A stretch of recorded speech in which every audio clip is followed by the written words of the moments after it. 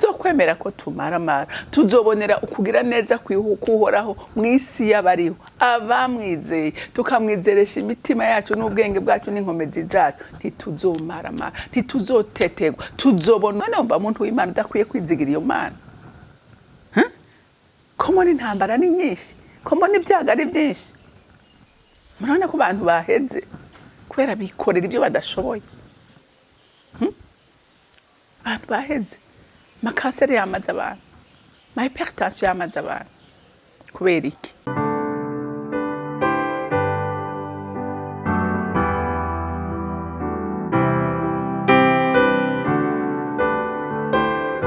bakunzi bahori Kanani TV n'umunezero kandi gusubira guhura namwe ngo tuganire ijambo ry'Imana ariko imbere ko dutangura kuganira reka tubanze dusenge. Mana datarugira byose uri mu ijuru nje imbere yawe ngushima nje imbere yawe ninahaza izina ryawe kuko nta rindi na rimwe rikwiye gushimwa atari ryawe gusa kuko uri Imana iri mu ruhande rwacu ntaco dutera ubwoba kanatsinda ariko wabivuze kuri umwungere wacu kandi ukaba n'umutabazi wacu mwami imitima yacu ishize ubwoba kandi irakwizigiye kuko utazi kubesha kuco wavuze nushimwe kandi ni wubahwe na bose mu izina ryawe ryera Yesu Kristo umwami wanje senze nizeye kuvyumvise amen amen. Ijambo rero Imana impaye kubaganiriza ni ijambo rivuga ngo nigiki uri kumwe n'Imana nta kintu na kimwe cyo gutera ubwoba nta na kimwe gikwiye kugitera ubwoba. Imana iri mu ruhande rwawe nta mwasi yo gushikira nta cago cyo gushikira ngo kigukure mu mugabane wawe. Reka rero dusome ijambo ry'Imana muri Yesaya igice ca 50 turasoma kuva ku murongo w'indwi dushikane ku 10. Ariko umwami uhoraho arantabara nico gituma ntatetegwa nico gituma ndinduka mu maso yanje hakamera nk'ibuye kandi nzi yuko ntazomaramara. Uwo mpa gutsinda ari hafi none uwo mburanya ninde? Ingo tuve hasi duhagararane. Uwo mburanya ninde? Naze tubangikane. Raba umwami uhoraho niwe azompagarikira none uwo ntsindisha ninde? Erega bo bose bazosaza nk'impuzu inyenzi zizobarya zibamare. Ninde muri mwebwe yubaha uhoraho akumva ijwi y'umushumba wiwe? Ugendera mu mwijima adafise umuco niyizigire izina ry'uhoraho kandi yisunge Imana yiwe. Amen amen. Murumva iki jambo ry'Imana rivuze ngo ariko umwami uhoraho arantabara.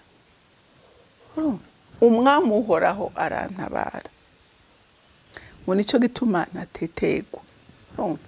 Muntu w'Imana n'ukuri ni wawubaha uhoraho Imana ntizogutererana mu rugamba. Oya Imana izohagararana nawe Imana izogutabara ibije biguteye ubwoba Imana izobimara amanyama. Haleluya. Ibicishe bugufi hama nawe urengana. Amen. Ngo ariko umwami uhoraho arantabara ngo nico gituma ntatetegwa. Ntazokwemera ko dutetegwa ntazokwemera ko tumaramara tuzobonera ukugira neza kuhoraho mw'isi y'abariho abamwizeye tukamwizeresha imitima yacu n'ubwenge bwacu n'inkomezi zacu ntituzomaramara ntituzotetegwa tuzobona ubutabazi bw'uhoraho. Haleluya haleluya. Tuzobona ubutabazi bw'uhoraho. Ijambo ry'Imana rirabivuga ryeruye ngo abanje sinzobata ngo banje sinzobareka ariko nzobana nabo gushika ku mpera y'isi. Ibibagerageza byose ibibagwanya byose nzoba ndi mu ruhande rwawe ndabagwanirira. Haleluya. Muntu w'Imana ndakwinginga uhungire ku Mana yawe wizigire Imana yawe uyunamurire kwa maso ntuhanga amaso ibibazo ariko bwira ibibazo. Haleluya. Bwira ibibazo bunini bw'Imana yawe. Bwira ubunini umva ikibazo ukibwira Imana yawe yariyo. Haleluya. Uzokomera kuko ni Imana umva iri kwira gusezeranira. Ngo nico gituma ntatetegwa. Nico gituma ndinduka. Urumva nukuri hariho ibintu bishobora kugushikira atari humure y'Imana ukumva ucitse, ariko kuko ubuzi neza ko Imana iri mu ruhande rwawe ukavuga ngo uko bimeze kose ndizeye iyambwiye ko ari umwungere wanje kwindagira kandi kandagirira hamugashira amanga ugashira ubwo ugahagarara ukisiga amavuta akagufata ukambara impuzu zikakubera ukagenda nko kumenga nta kibazo kubera uwo wizigiye ari mu ruhande rwawe. Haleluya, haleluya. Ngo nico gituma ndinduka, ngo mu maso yanje hakamera nk'ibuye.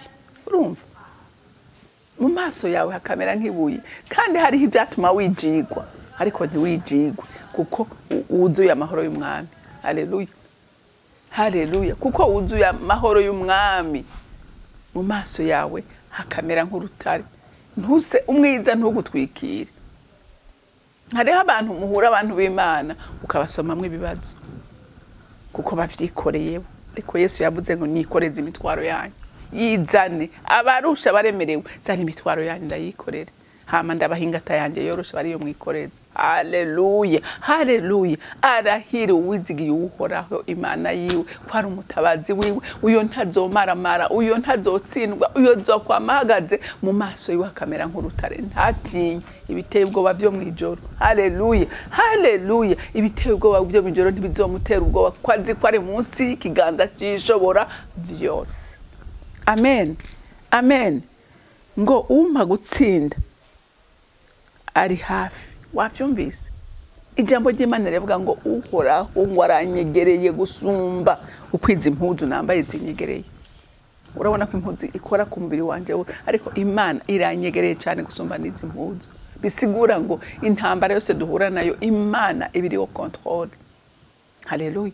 Mwana umva umuntu w'Imana udakwiye kwizigira iyo Mana. Komo n'intambara ni nyinshi, komo n'ibyaga ari byinshi. Murabona ko abantu baheze kubera bikorera ibyo badashoboye. Abantu baheze, makanseri yamaze abantu, hypertension yamaze abantu. Kubera iki? Ama stress, bikorera ibibazo badashoboye. Kandi Yesu yarabivuze ati sirimwe amakuba n'amagorwa menshi. Ubwira yavuze ngo amagorwa ngo ndayahejeje. Eka yavuze ngo amakuba ni menshi, amagorwa mw'isi ni menshi, ngo muhumure. Haleluya, haleluya. Ngo ariko muhumure kuko naranesheje, n'ibyo byose narabinesheje.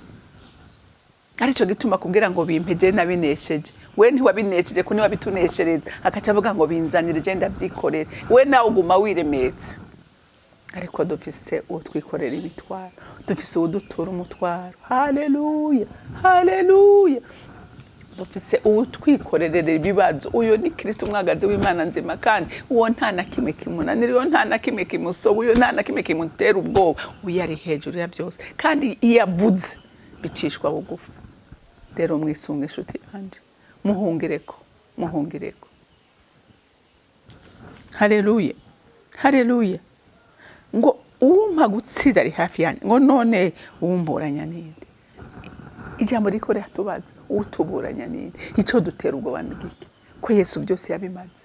Ngo nanesheje urupfu na kuzimu. Yaranesheje byose.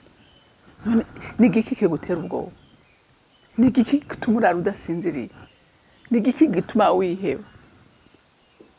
Kubera uvyikoreye, ariko arakubwira ngo bizane, bimuhe ivyo byose ubona udashobora, bimuhe. Reka kubyikorera, ko niba byikorera birakwica, ntavyo ushobora, ahubwo birakwica. Ariko bikoreze ushoboye byose. Haleluya, haleluya. None uhumburanya ninde? Ingo tuve hasi duhagararane. Uhumburanya ninde? Naze tubangekane. Urumva ariko arakubaza, je ko ndi mu ruhande rw'Imana, wowe umburanya ingo umburanira ntushaka kumutsinda. Umucamanza wanje, umwavoka wanje, ntushobora kumutsinda. Haleluya. Nguraba umwami uhoraho niwe azompagarikira, none uwo ntsinda ninde? Ariko Mana turahiriwe ko tugufise ko mutabazi. turahiriwe ko tugufise ku murinzi turinda ku murango no mwijoro turagufise ko tugufise ku avoka wacu bantu b'Imana uyu ari buryo bw'intebe y'Imana arakuvugira aramvugira haleluya ntukwiye guhangayika ntukwiye kwiheba ntukwiye kwihebura ariko muhungireko agutegeye ibiganza haleluya agutegeye ibiganza agufitiye urukundo rwinshi agufitiye imbabazi nyinshi yifuza kumererwa neza ntiyifuza kuguma wikoreye uyu munsi twaranse kurekura ibyo tudashoboye Mana shoboza abana bawe kurekura shoboza abana bawe guha byose kuko ni wewe ushoboye byose kandi ibyo urabyemera bitwemerera kubera urukundo udukunda haleluya ngo erega abo bose bazosaza nk'impuzu inyenzi zizobajya zibamare mwumvise umwasi azonesherezwa imbere yacu n'imigambi yabo izoburizwamo uko iminsi yaremwe kuko umwami Imana yiburizamo kuko nta kimuzibira nta kimutangira nta cyadashoboye haleluya ngo ninde muri mwebwe yubaha uhoraho akumvira ijwi ry'umushumba wiwe ugendera mu mwijima adafise umuco niyizigire izina ry'uhoraho kandi yisunge Imana yiwe urumva wewe wagendera mu bindi wewe wazimiye ukayebegwa adresse y'ukuri ukayebegwa ubutabazi aho buva ndakugira inama garuka kuri uyu mwana muhungireko numugira neza aragukunda kandi adufitiye imigambi myiza twese abaremwe bose igihambaye no kubimenya umwami Imana ntiyanka umunyabyaha ariko yanka icyaha kiba mu muntu rero bimuzanire haleluya araguha inkomezi zo kugendera hejuru ibyakugora n'ibyakunaniza byose Imana yo mu ijuru ibampera umugisha uri mwiza Mana kandi urera uragororotse kandi urakundana ibyo ukora ni byiza kandi n'imigambo dufitiye ni myiza gusanya guhoraho ndagushimira ko tugufise mwami kandi uhora bugufi tugwanira intambara z'uburyo bwose ukaduha amahoro n'umunezero wawe Mana ndagushimiye kandi ndagukunda uri mwiza uri gitangaza urera kandi uragororotse kandi ibyo dukorera ni byiza gusa imisi yose nushimwe kandi wubaho na bose mwizina ryawe ryera senze nizeye ko byumvise amen amen mwarahezagiwe mugira umunsi mwiza